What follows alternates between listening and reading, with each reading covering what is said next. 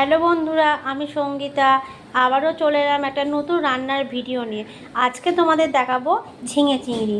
এখানে ঝিঙে আলু কেটে নিয়েছি, আর এখানে আছে চিংড়ি মাছ আর কাঁচা লঙ্কা চেরা আর পেঁয়াজ।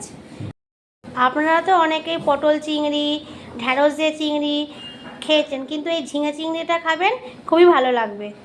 আর কীভাবে লোকে করে অনেকেই জানেন না। চলুন তাহলে শুরু করা যাক। প্রথমে চিংড়ি মাছগুলোকে হলুদ নুন দিয়ে মাখিয়ে নেব। হলুদ, নুন দিয়ে মেখে নেব।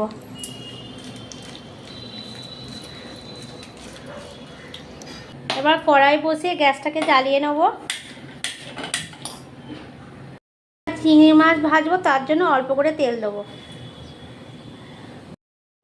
তেল হয়ে গেছে, এবার চিংড়ি মাছগুলো দিয়ে দেবো।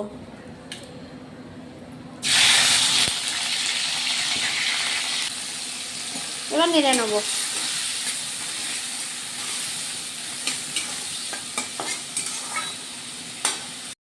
আমাদের চিংড়ি মাছ ভাজা হচ্ছে, আর একটু পরেই আমাদের চিংড়ি মাছ ভাজা হয়ে গেছে। এবার তুলে নেব। আমাদের এখানে সব চিংড়ি মাছ ভাজা হয়ে একটা বাটিতে তুলে নিয়েছি। এই তেলেতে পেঁয়াজ কাঁচা লঙ্কা চেরাগুলো দিয়ে দেবো, আর লাল লাল করে ভেজে নেবো পেঁয়াজগুলো।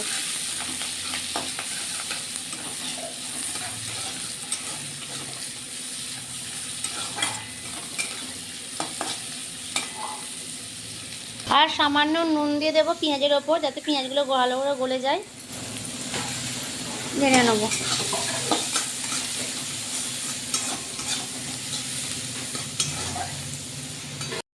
পেঁয়াজ লাল লাল করে ভাজা হয়ে গেছে, এবার ঝিঙে আলুগুলো দিয়ে দেবো।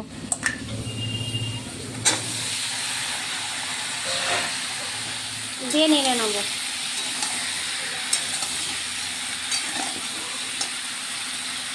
সামান্য হলুদ দিয়ে দেবো, দিয়ে নাড়বো যতক্ষণ না আলু আর ঝিঙেটা গলে। আলু অল্প অল্প নরম হয়ে গেছে, এবার জলটা দিয়ে দেবো, যাতে ভালোভাবে আরও সেদ্ধ হয়। এরপর এটা চাপা দিয়ে দেবো। ঢাকা খুলে দেখি ঝিঙে আলুগুলো, দেখি গলে গেছে কিনা। ঝিঙে আলুগুলো গলে গেছে, এবার ভাজা চিংড়ি মাছগুলো দিয়ে দেবো।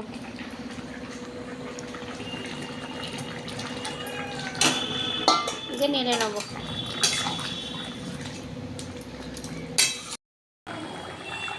আমাদের ঝিঙে চিংড়ি রেডি হয়ে গেছে, এবার ঢেলে নেব। ঢেলে নিয়েছি। আর এই ঝিঙে চিংড়িটা কেমন লাগলো অবশ্যই কমেন্টে জানাবেন।